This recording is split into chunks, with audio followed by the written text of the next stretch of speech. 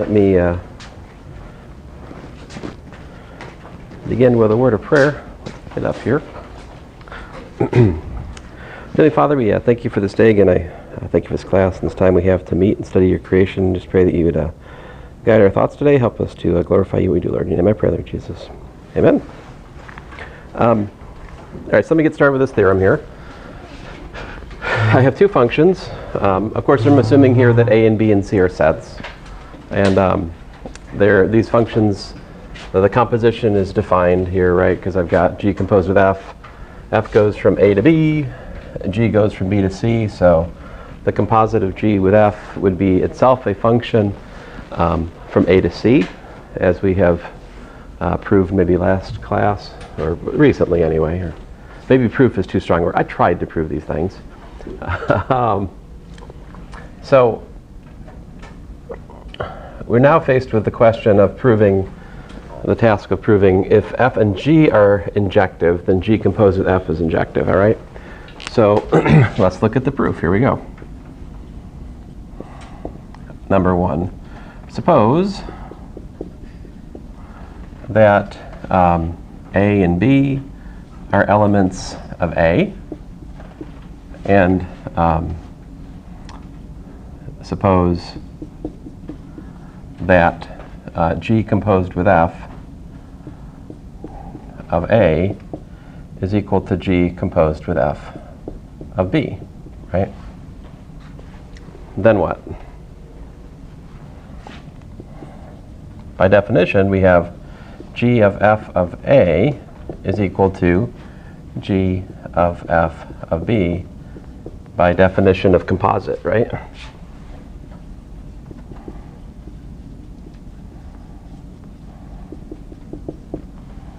I'm going to call this equation right here star for reference, okay? Observe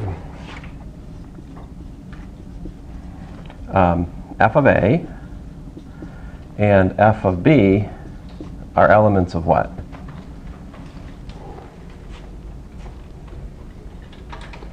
Right, because f is given to be a function from A to B, these are elements of big B, right? Hence, star and injectivity of G imply f of A is equal to f of B. I'm going to call this star star.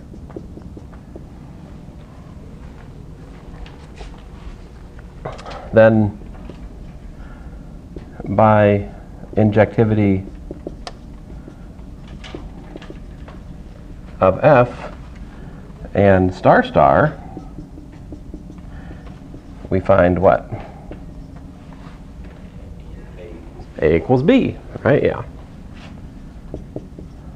Thus, G composed with F is injective. And I keep saying injective, but we could every one of these times have said what? We could have said it is one-to-one, right? One-to-one is synonymous with injective. Okay? So that's the proof of one. How about the proof of two? I think it's somewhat ironical, to quote Dr. Wang, that the proof of something like two, I think, is actually easier than the quiz problem you just faced. Like the specific proof that a given function is one-to-one, onto, is often more challenging than an abstract proof of surjectivity. It's just the way it is. So look at this. All right, so number two. So here's how the surjective proof has to begin. So we're assuming the conditions of the theorem. All right. So I need to pick what? Let us note that G composed with F is a mapping from where? From A to C, right? So let's let Y be an element of C. Okay?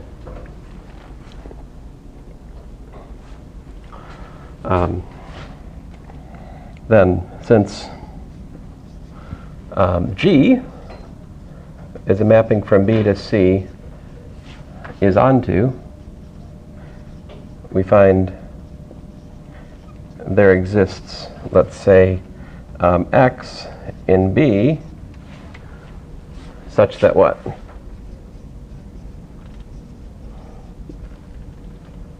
G of X equals to what? Equals to Y. Very good. Okay.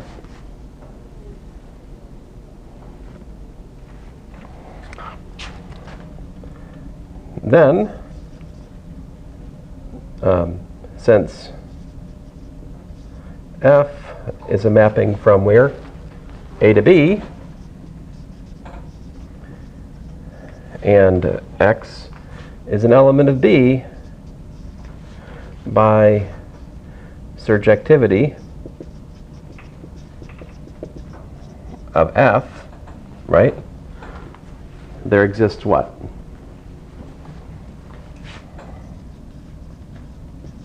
We better use a different letter, right? How about Z? An element of what? The domain of F, which was A. Z an element of A, right? Such that what? F of Z is equal to X. All right? Observe that G composed with F of Z is equal to G of F of Z is equal to G of, what was F of Z? F of Z was equal to X, right? And what was G of X equal to?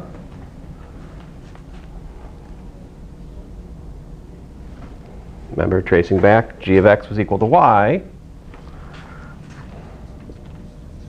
Therefore, G composed with F is a surjection. Or if you like, you could say it's onto, right?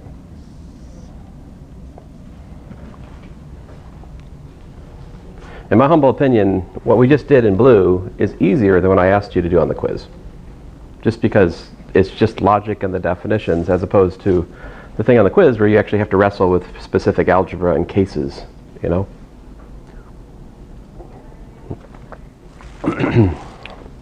Of course, this feels more abstract, right? I mean, it is more abstract for sure. Because this is something we just proved for arbitrary surjective functions. Their composition is surjective. And for arbitrary injective functions, their composition is injective, right? It's pretty neat. And there could be a part 3 to this theorem, which would be what? If, you know, F going from A to B, and, well, excuse me, let me just say it. I don't need to write that again. If F and G are what? Bijections, then G composed with F is a bijection, right? A bijection, also known as a what? 1-to-1 correspondence, right?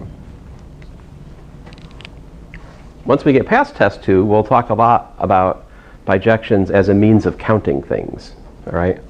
If there's a bijection between one set and another, it means it has the same number of things in it. That's almost a definition, really. Any questions? So, all right. Let me move along here. If I can find my notes. Where did I put my notes? Oh, here they are. All right. So I want to do a little bit of a calculus refresher.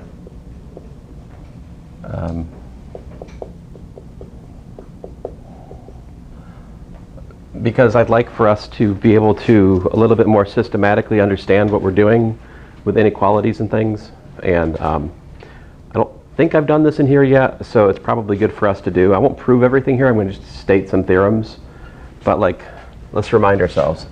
One of the theorems we have is that if F is a mapping from, let's say, A to B to the reals, and it's continuous, what's that give us? then there exists C in A to B such that f of C is equal to n for any n in between f of A and f of B, right? This is the what? This is the so-called intermediate value theorem, right? The intermediate value theorem says that every value between the starting point and ending point of a closed interval is attained by a continuous function, right? So this is the IVT. So that's one thing that's good to know. We're constantly using this, right, when we set up sign charts. If I have something like f of x equals to x squared plus 6x plus 1, I complete the square,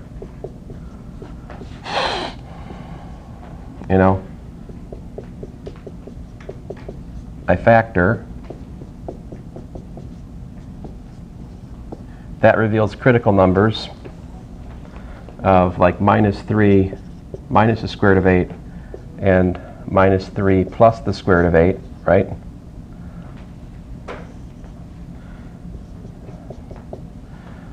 And I draw this sign chart, and I put pluses and minuses, right? And that's meaningful because the only place where f can be 0 is at these numbers, right? Those are the algebraic critical numbers of f. Those are the places where f can be 0, right? And so if you think about this, let's see here. If I plug in a point, we'll have positive values over here. We have negative values up in here, and positive values over here again. So if you think about it, like if I pick any like A and B over here, for instance, and if I think about, f restricted to that AB, right? So that's mapping from A to B to the reals, right? Fine. If you think about that, right? If f of A is positive, so like we can calculate, let's make it specific here. Let's let A equal to, what do you guys want for the sake of discussion here? How about 0, right? 0's in there. So f of 0 is easy enough to calculate. It's 1, right? So listen, if we supposed that f of B was equal to 0, that would be a big problem, right? If B is to the right of 0, because we could apply the intermediate value theorem to AB, and the intermediate value theorem would say that, let me say B is, I don't want to say 0, that's an edge case. I want to be like -1 or something, all right? Suppose f of B was -1, That would be a big problem, because then if we apply the intermediate value theorem, 0 is an in-between value of 1 and -1, right? So that would imply that there's a 0 for this function somewhere between A and B. But that's impossible because we already found all the zeros. All of the zeros are revealed by factoring to be this and that. So it must be the case that this stays positive over here. It can't jump back to negative. If it was, that would mean there's a 0 somewhere over here. But there can't be, because we already found all the zeros and listed them on the number line. That's how this works logically. But it rests on the intermediate value theorem.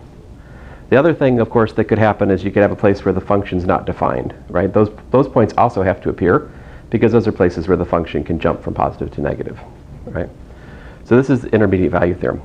The other theorem we like to use a lot implicitly, and sometimes not with open recognition, is the mean value theorem. What's the mean value theorem say?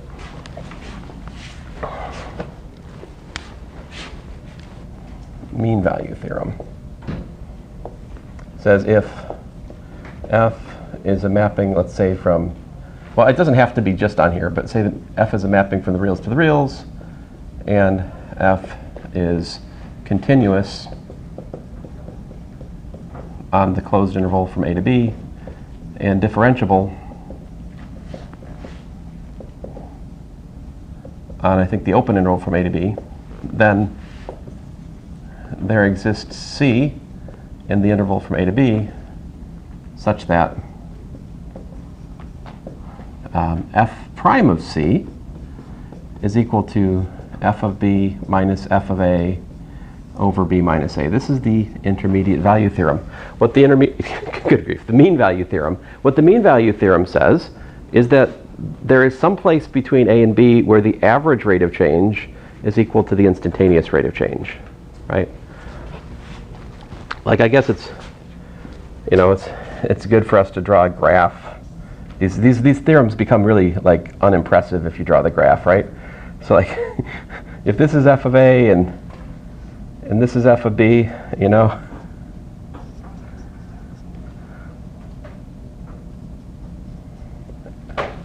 then the intermediate value n is just anything between f of a and f of b, right? So of course there has to be some value c where you're attaining that, right? There can be more than one point, right? My graph could have looked like this, right? You know, and I think that if I've satisfied the vertical, I don't know. It's debatable, up to the limits of my artistry, whether or not that's a function, right? If we fail the vertical line test, that means we're not single valued, right? So great. This, on the other hand, graphically speaking, something like this, if this is A and this is B, and I'll draw my function in a more nice way.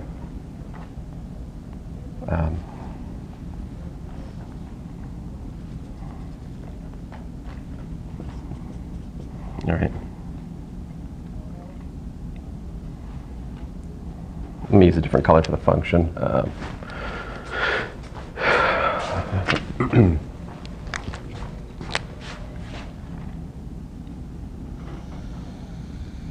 right, so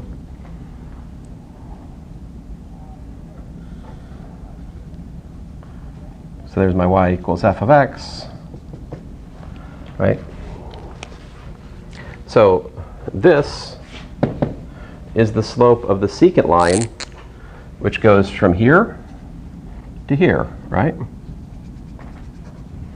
So if you look at this triangle, we've got b minus a for here, and we've got change in y, which in this case is f of b minus f of a for that, right? So this is the net change in y over the net change in x. That's the average rate of change over the interval. The mean value theorem says, hey, somewhere there's a point where the slope of the tangent line, right, it has the same value as this. So in my picture, it's something like here-ish, right? If I did it right, these are parallel lines. Like right there, that point is the C, which shows that the mean value theorem is satisfied. All right?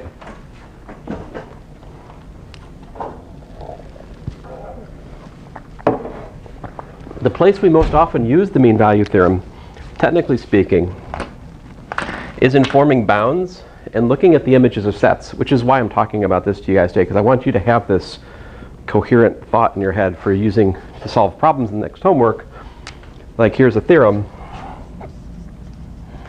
If, you know, f is continuous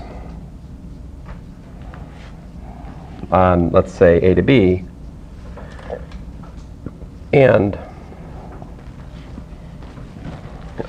number one, f prime of x is greater than 0 for all x in a to b, or 2, f prime of x is strictly less than 0 for all x in ab,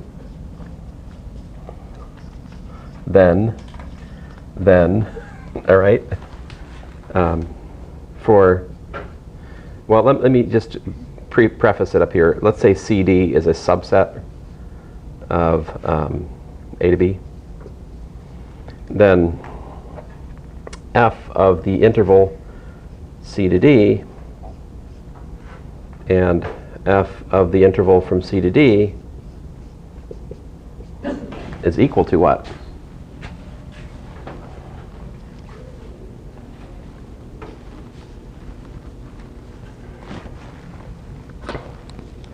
Like, how about this? If I input the set a to b on my example graph right here, where does it go to? It goes to the totality of f of a all the way up to f of b, right? So I have, in this case, in this context, f of c comma f of d.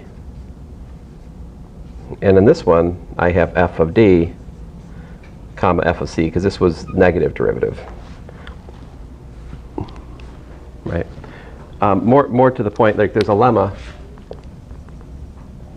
it's kind of more, similarly, we have basically f increasing gives a less than b implies or equal to f of a less than or equal to f of b, and f decreasing gives a less than or equal to b implies f of b is less than or equal to, well, let me just write it this way. F of a is greater than or equal to f of b. Now, what I've just written is not true without modification. All right? Check this out. Let me show you a counterpoint. All right? Let me show you why this is good. It's going to get us in trouble if we're not careful. Example 2. All right? Check this out. F of x equal to 1 over x. Yeah? F prime of x is minus 1 over x squared, which, by the way, is strictly negative. F is, wait a minute. Yeah, minus 1 over x squared, that's strictly negative. This function's everywhere decreasing, right? Surely minus 1 is less than 1. Make it more exciting. Minus 2 is less than 2. But this, of course, does not imply that f of 2 is, wait a minute. Did I do this wrong?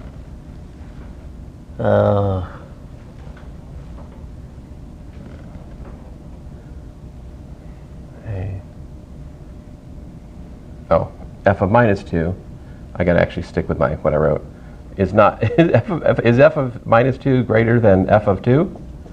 Is minus 1 over 2 greater than 1 over 2?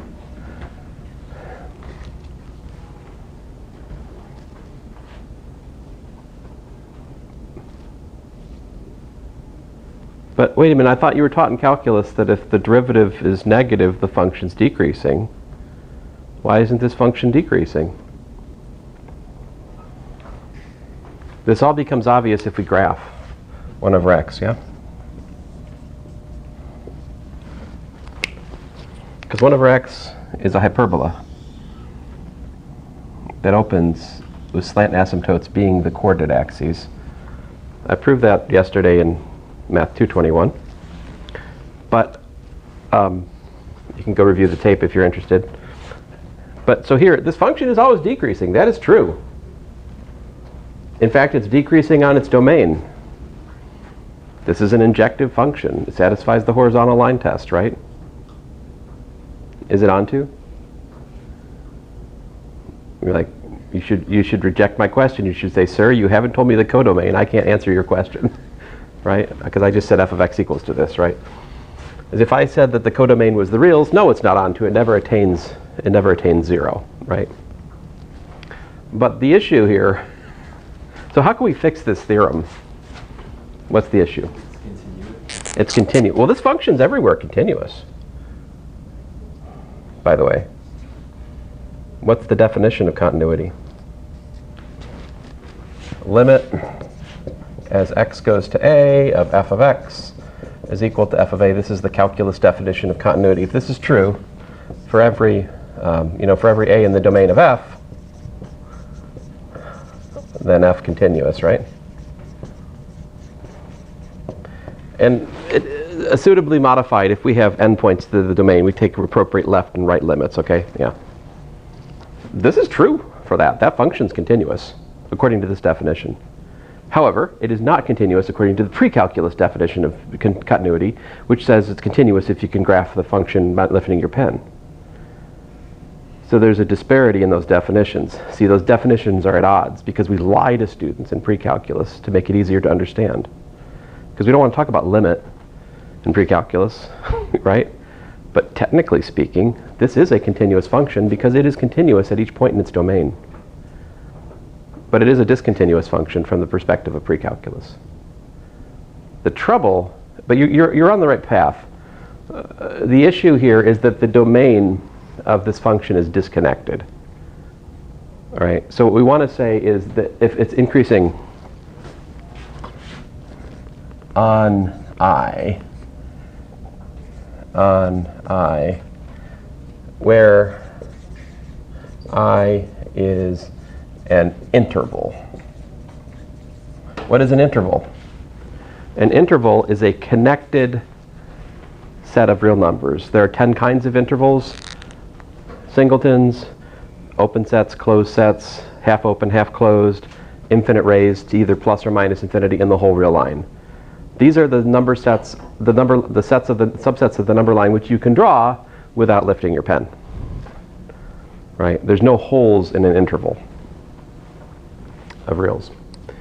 So that was the problem. This lemma doesn't apply in this context because it's the domain is disconnected. Now, if we simply focus our attention on the connected subsets of the domain, the theorem holds, right? -2, and if I looked at -1, it is true that f of -1 is less than f of -2. I mean, it works as long as we don't jump across the vertical asymptote, which is where everything breaks down. Okay, so anyway, getting back to here, what's the connection between the mean value theorem and this increasing and decreasing business? Well, notice that if we have f prime of c is equal to f of b, minus f of a over b minus a, right? And if we're given that b is greater than a, right, we find what? That f of b minus f of a is equal to f prime of c. I mean, this is, times b minus a, right? So if f prime of c is positive, then f of b minus f of a is positive, which is to say that f of b is greater than f of a. If f prime of c is negative, then f of b minus f of a is less than 0, which is to say that f of b is less than f of a. And so that's why is behind the curtains in this thought process, because it allows us to relate the derivative to a difference. And that difference being positive or negative is tantamount to whether the function's increasing or decreasing. This is why we can say positive derivative means increasing function, negative derivative means decreasing function, right? But if you think about it, could you define increasing and decreasing functions if you didn't have a derivative? Would it be meaningful to talk about a sequence being increasing or decreasing? I mean, it is, right? Because the concept of increase and decrease doesn't have to have anything to do with derivatives. It's just we're used to thinking about derivatives because calculus, it's like a hammer, everything looks like a nail, So, okay, so I just wanted to kind of go back down memory lane for a minute and just remind you guys what we're using as we do these things. Now, let me work one last example here that I hope will kind of maybe showcase the use of some of these things we just did. So let's see here. Example 3. And so maybe you've noticed, maybe you haven't, but there's definitely a strong connection between the problem of showing a function's onto and also the problem of finding an inverse for the function, right? One of the things that's a little bit missing from my notes and I'm not happy about, but it is what it is is your next homework has some questions about local inverses, right? There's not, I don't know if there's a proper discussion of that in my notes, so I probably should try to talk a little bit about that for you guys in here. Like, what do we mean by local inverse? So if we had like f of x is equal to, say, sine of x for f, and mapping from the reals to the reals, let's talk about how we can turn this function into an invertible function, right? So what's the first order of business? The codomain is way too big. What's the range of sine? Let's swap this out for g of x equal to sine of x for g and mapping from the reals to where? How about -1 to 1, right? These are the values actually attained by sine, right?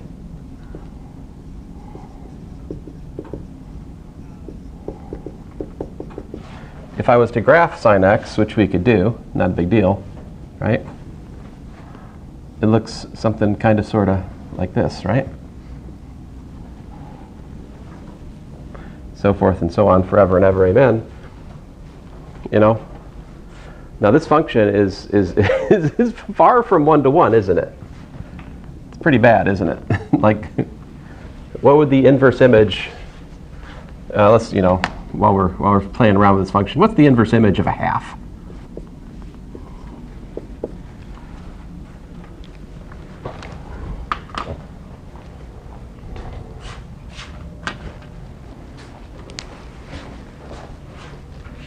So if this is a half, right? Every place that line intersects the graph of sine is a place where we output a half, isn't it? See that? Every one of those points, here, here, here, here, so like pi over 6, right? 5 pi over 6, etc., every one of these points is a point in the domain of G which maps to 1/2. And as such, they're in the quote-unquote fiber over a half. So the way I see it, there's two things. There's pi over 6 plus 2 pi z. This guy, parentheses here, unioned with what? 5 pi over 6 plus 2 pi z. Oops, parentheses. So the union of these two sets is the totality of the fiber, right? There's two infinite families of solutions to inverse, to sine of, you know, giving output of a half for sine, yeah?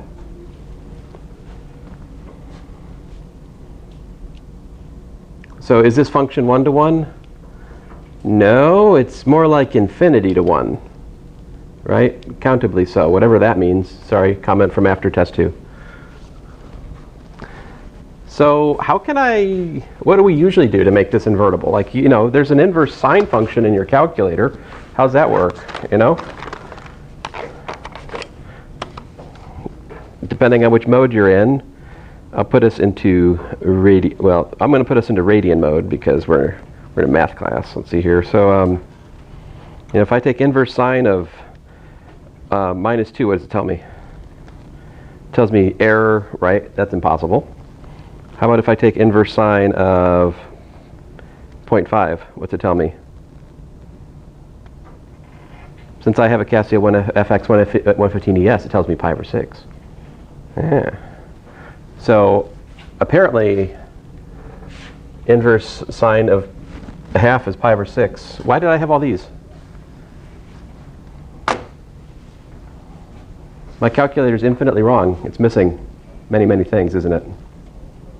What's the deal? What is the convention we make when we talk about inverse sine in pre-calculus? We should talk, I mean, your pre-calculus instructor or your calculus instructor, somebody should have talked to you about this before, but I think it gets undersold because it's confusing and it's hard to explain to students. But basically, the inverse sine, conventionally, is actually a local inverse. So truth be told, inverse sine is actually the sine restricted to minus pi over 2 to pi over 2, that function, inverse. It's not the inverse of the whole sine, it's actually a local inverse. So this is the concept of a local inverse. We cut down the domain onto a subset of the domain on which the function is 1 to 1. 1 to 1 is a necessary condition for invertibility, right? I think it's actually sufficient, isn't it, for a function? So, this is the standard inverse sine.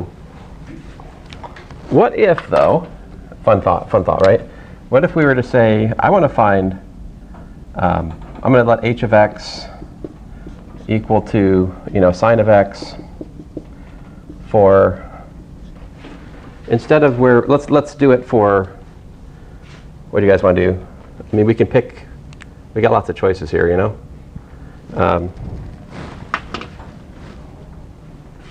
I'm just trying not to pick the one I picked in your homework by accident. I bet I didn't do this one. Let's do this one. This one's weird. If we restrict sine over here, like this, right? That would be from where to where?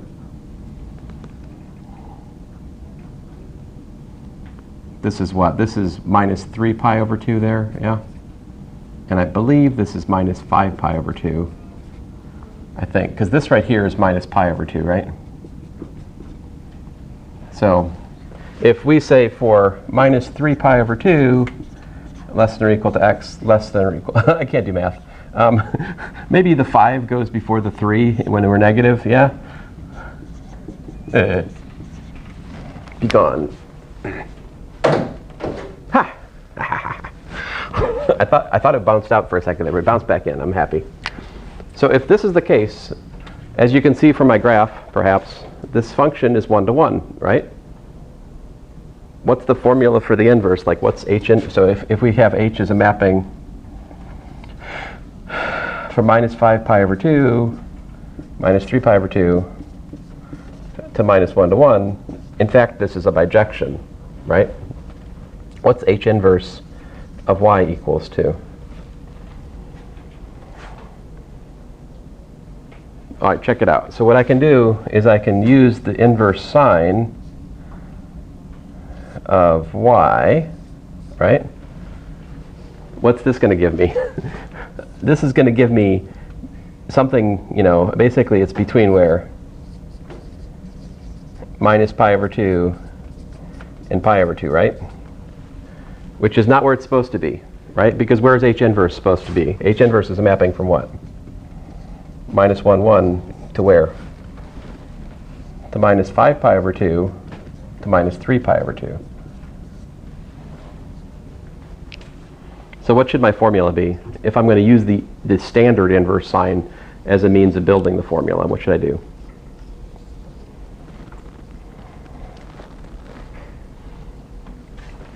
It's like, it's here, but I'm getting outputs here. What do I do? I think I just subtract. Do I subtract pi? Or is it 2 pi? What do I do? Like if it gives me a pi over 2, I want it to go back here to minus 3 pi over 2. How do I get from there to there? I think I just subtract 2 pi for this one, right? So minus 2 pi. So there you go. That's a non-standard inverse sine. That is technically the inverse function to the restriction of sine from minus pi to minus 5 pi over 2 to minus 3 pi over 2. Our choice of inverse sine ranging from minus pi over 2 to pi over 2 is just that. It's a choice. All right? So I think I have at least like one homework problem where you get to try to do this for a different different function. All right. My next example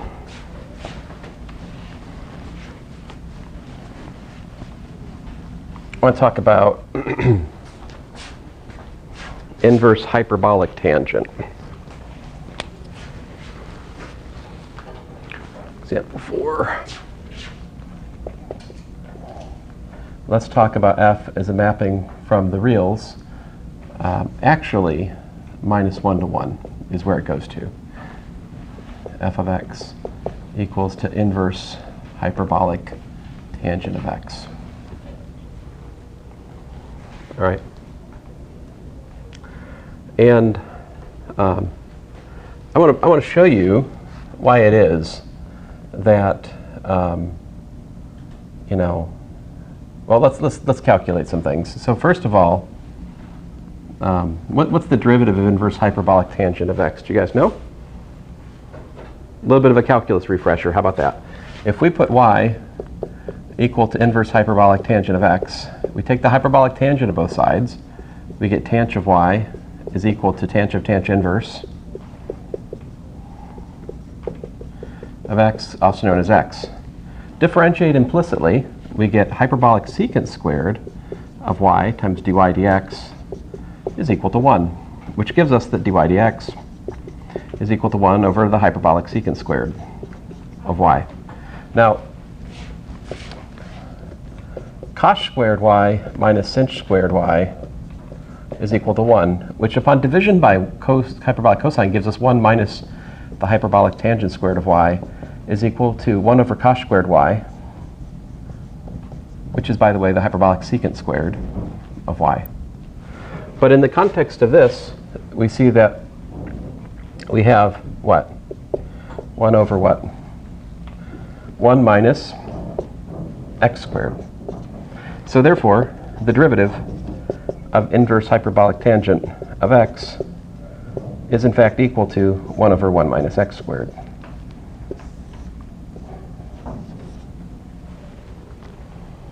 What's the appearance of 1 in this formula, right? It is this, what's the domain of the derivative of inverse hyperbolic tangent?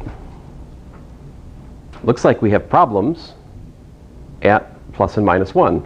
This is not an accident, because that's exactly the edge of the domain of the inverse hyperbolic tangent, which is, by the way, the edge of the range of hyperbolic tangent. So, did I mess it up? I'm sorry, guys. I meant to put f of x equal to tangent x. My bad. I'm sorry, guys. Tangent x, yeah. Oopsie. This is not wrong. All right. So, let's see here.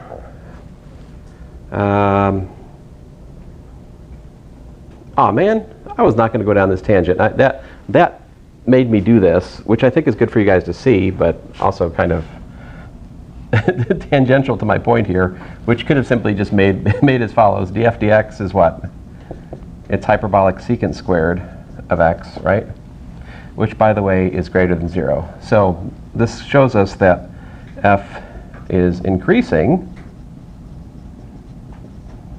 on r, right? So like, as an application of this, if I asked you to calculate not the inverse, but the image of f, 0, 1 under f, what would that be?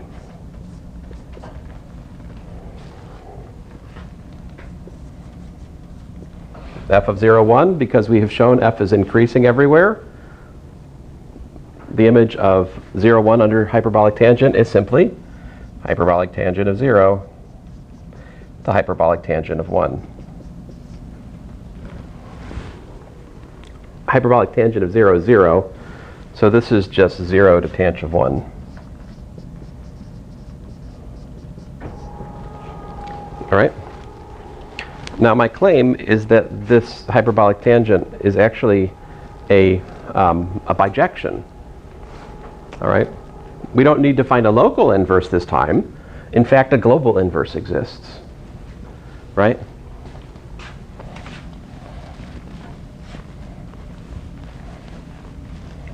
Now there's a couple different ways we could go here.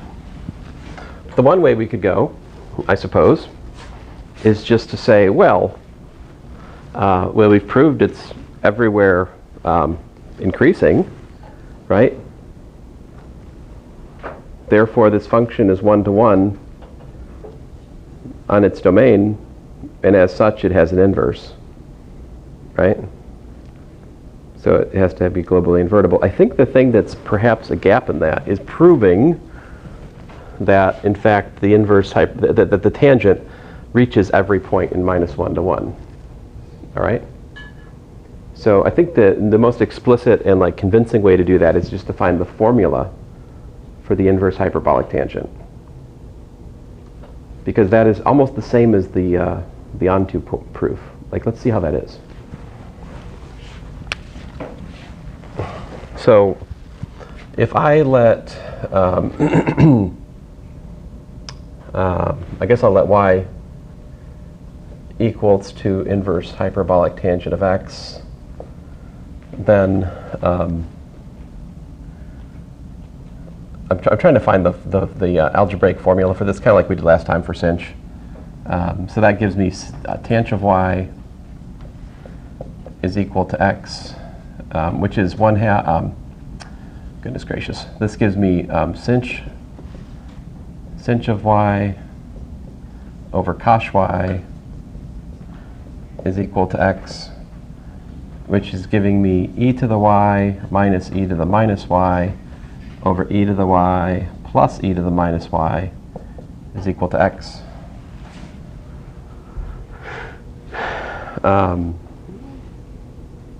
All right. Then I think next move here is to multiply both sides by the denominator. Why is there no half? What happened to the half? Yeah, I cancel out the half.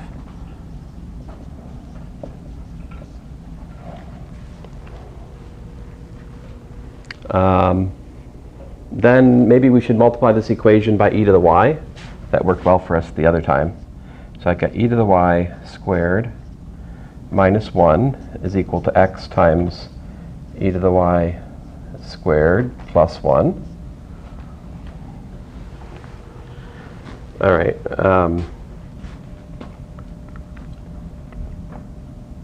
Something feels off about what I'm doing, but oh well. Oh man.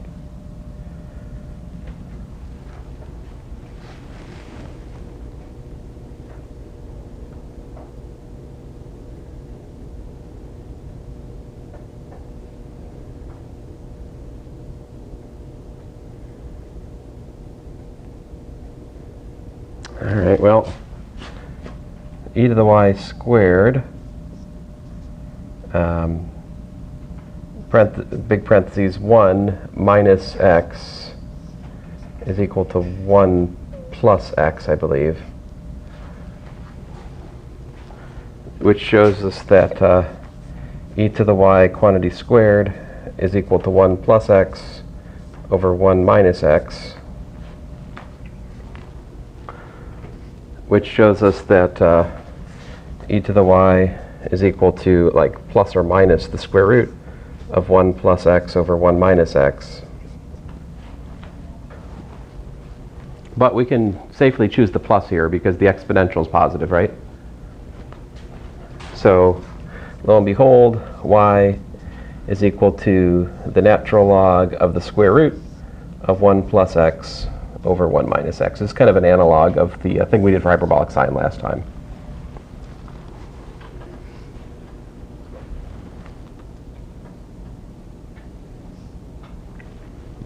So suppose I want to prove that f is surjective here, right?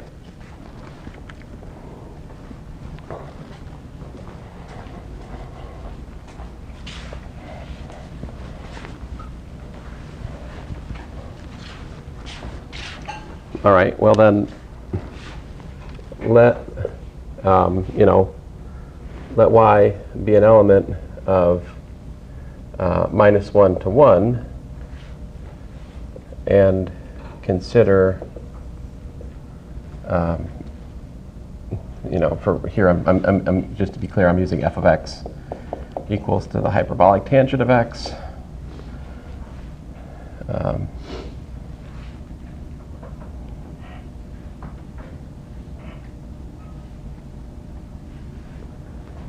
With x equal to inverse hyperbolic tangent of y.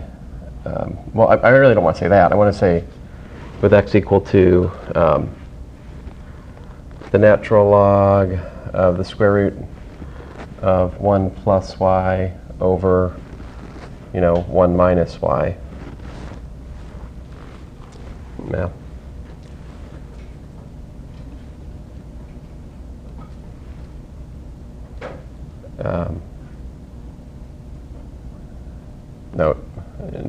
Notice 1 plus y over 1 minus y is an element of the reals. since y is an element of minus 1 to 1, right? Like you might worry about you have division by 0 there, or you have a negative number.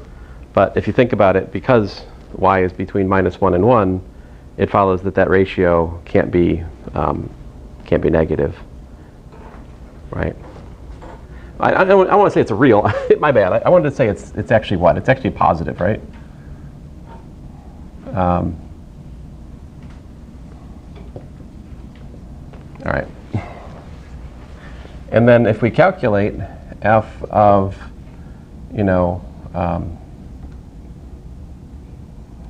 f of x in the sense of f of, we get to it, the hyperbolic tangent of the natural log of the square root of 1 plus y over 1 minus y, right? In other words, this is the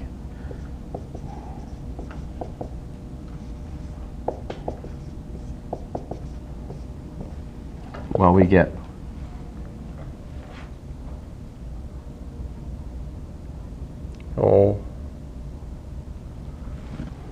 I'm an idiot. This is what? This is inverse hyperbolic tangent of what? Of x, right? By construction. So I shouldn't put this here again, like a dummy. The whole point of the calculation we just did is that the inverse hyperbolic tangent is this, right? But not of that square root, but of y itself, right? Which of course is y, right? So therefore, f is onto minus 1 to 1. Now there's still a little bit of a gap in my proof because I actually haven't shown you that necessarily it is the case that 1 plus y over 1 minus y is actually positive, but you could do that, Look at this though, like really the proof of onto and the proof of the existence of an inverse function, they're very much related. It doesn't have to be the case, like there are functions which are onto which aren't invertible, right? Like the example I give in the notes, which is kind of like a silly example, but if we talk about determinant as a mapping from like 2 by 2 determinants to the reals, in the sense that the determinant of A, B, C, D is AD minus BC, right? If you let x be an element of the reals, then the determinant of x 0, 0, 1 is equal to x. So therefore determinant is onto R, right? Like it's easy to write down the input which maps to the output x in this case. But something like inverse, like tangent, hyperbolic tangent, I have to actually think pretty hard about how to figure out what I have to input to get the output, right? Unless I was able to, admittedly, if you already had established the existence of inverse hyperbolic tangent, you could easily use that to prove onto, right? Like example 6. If f inverse is given, and then f is a mapping from A to B, if B is an element of B, then f of f inverse of B is equal to B, therefore f onto. Like proving onto in the presence of an inverse is silly. It's very easy to prove onto if we have an inverse. However, there are many functions which are not invertible and yet are onto, like the determinant, because the determinant doesn't have an inverse. There's not a one-to-one. There are many different matrices which have the same determinant. So I can't just say the determinant's 2. Which matrix did you take the determinant of? It wouldn't make sense. There's like infinitely many matrices who have determinant 2, so you can't define an inverse function for like determinant in that way. Now hyperbolic tangent we could. Now the last thing I wanted to show you today is a little bit deeper. So I think I'll use the projector here. And we'll probably talk more about this like next class, but just to, I don't think, I wanted to spend more time on the material I did today because I think your next homework is much more about what I talked about today as opposed to what I'm about to say. But I do think what I'm about to say is very important for future math classes, and it illustrates a general and interesting idea, which we should probably spend more time on. And so it's essentially the end of my chapter on functions. I'm talking about how to build a bijection. And we've talked a little bit about this, like you cut down the codomain, we cut down the codomain to get words, a surjection, or we restrict the domain to get an injection. But there's something else we can do. We can look at an equivalence relation in the domain known as the fiber equivalence. And the definition of the equivalence is simply that like two points in the domain of a function are going to be equivalent if they map to the same output. And you can prove that this is an equivalence relation. Essentially, the equivalence classes of this equivalence relation are precisely the fibers of points of the function. And if we look at the set of equivalence classes, that is the domain modulo this equivalence, that will give us a way to change the domain of the function into something which we create a new function, which is in fact injective. So this is more like what you did the other day. I think I'll try not to name names in videos, but the gentleman who changed my square to a cube, that is more akin to what I'm doing here. I'm changing the very nature of the domain to create a corresponding invertible function. So this is called passing to the quotient. So in passing to the quotient, what you do is, if you have a function from a function from a to b, whatever, we use the equivalence relation on b, which is corresponding to the non-empty fiber partition of the domain. In other words, we define the f bar of the equivalence class of x is equal to f of x. This makes sense because this equivalence class of x is the set of points which map to the same output. Like if y is also in the equivalence class, that means that f of x is equal to f of y, which is to say that this f bar defined is constant on the coset. It's constant for any representative, and that gives us, if we have a to b a function, if we let x and y be an a, and we define x is equivalent to y if and only if f of x equals to f of y, this defines an equivalence relation on A whose equivalence classes are the non-empty fibers of F. Okay, so that's the equivalence relation I'm talking about. And we can define the so-called quotient map if we have a relation R. And so this is like slightly more general than what I was just talking about. If we have any equivalence relation R, we can look at the set of equivalence classes, right? And we can define a mapping from A to the equivalence classes called pi. This is the so-called quotient map, and pi of x is equal to the equivalence class of R. On the other hand, a section is such that composed of that. I'll talk more about this the other day.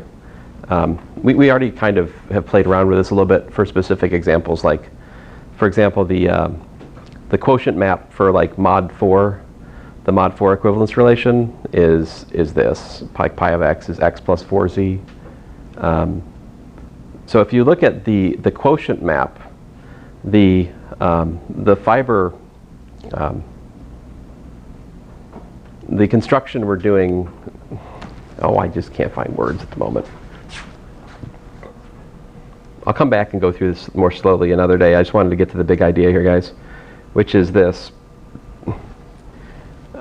If we have a surjective function, all right, from A to B, and we have the quotient map defined by the fiber equivalence, A maps to A mod the fibers of F, all right,